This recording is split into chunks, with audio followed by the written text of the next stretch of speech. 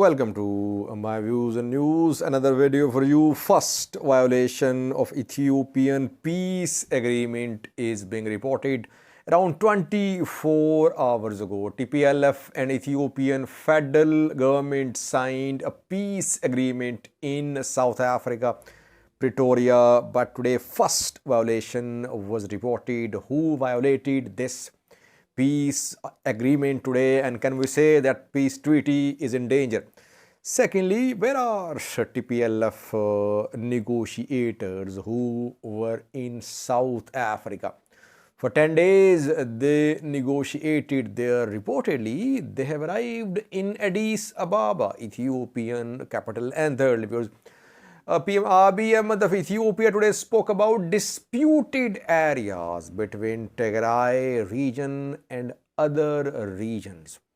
Of course, he was talking about Raya and Wolkait. Raya, southern Tigray; Wolkait, western Tigray. What did he say? How will the issue be resolved? Dispute over territories. We have details for you. Firstly, viewers,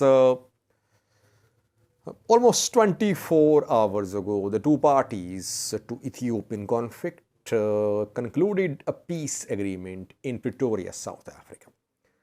We reported that and Getachew from Tigray, Ridwan Hussein from Ethiopian federal government, they spoke and they confirmed and they said that treaty had been signed, peace treaty.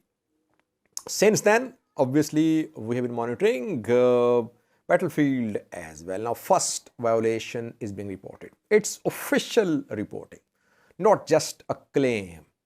Officially, Tigray-backed news sources are reporting first violation of peace agreement which was signed yesterday.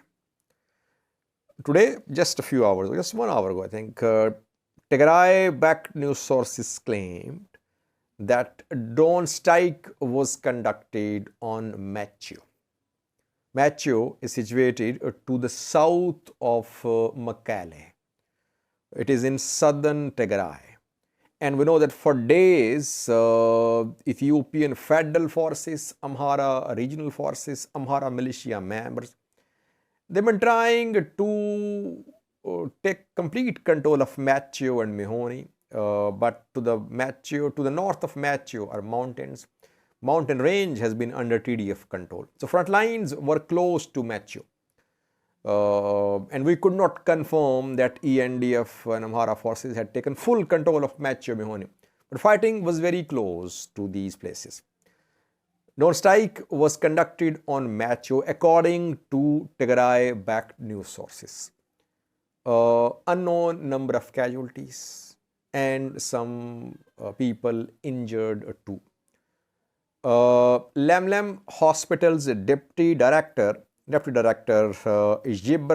Gebre Madin in an interview said that several civilians had reported at the hospital with injuries, and they were injured in today's strike. Firstly, the attack happened today. So it happened after the ceasefire agreement, the peace agreement signed yesterday. So it's definitely a violation. Was it a drone strike, an air strike, some artillery strikes? It's not clear. But Tigray-backed official Tigray news sources say it was a drone strike. Firstly, whenever ceasefire agreements are signed, cessation of hostilities are agreed, it takes time for these agreements to be completely implemented. Sometimes it takes weeks and even months too. So it's not something unusual. It happens that ceasefire agreements are consolidated gradually. And violations keep on happening. Like around 2 months ago, Azerbaijan, Armenia fought in the border areas, and more than 200 soldiers were killed on Azerbaijan-Armenia border. Agreement, they reached ceasefire agreement, But since then, violations are being reported. It happens in all battlefields, battlegrounds. These violations happen. But this violation is a serious violation. If it was a drone strike, it wasn't exchange of fire. Yes, exchange of fire happens on front lines. If it was a drone strike, it was a serious violation which should have been avoided. Can we say a peace agreement has collapsed? No, it's too early. Peace agreement is holding. It will take some time, maybe days, weeks, or even months to completely enforce the contents of the peace agreement. But Ethiopian government now, it must clarify. When Tigray backed official news sources are claiming that a drone strike was conducted on Macho today, it's the responsibility of Ethiopian government to clarify. Was there a drone strike? Who conducted it? What happened in Macho? Let's see. Will the government respond? That remains to be seen. Secondly, viewers, where are Tigray People Liberation Front negotiators? TPLF 7-member committee of negotiators, which was in South Africa. Where are they? They have arrived in Addis Ababa, Ethiopian capital. They are staying at Skylight Hotel in Addis Ababa, and talks are underway between Tigray negotiators and Ethiopian federal government representatives. These TPLF negotiators went to South Africa from Mekelle using a US Air Force jet. Some say they flew through Djibouti, and Mike Hammer was on board that plane too. They have arrived via Ethiopian Airlines flight reportedly, and now they are in Addis Ababa. That shows the level of trust between the two parties, which is gradually building.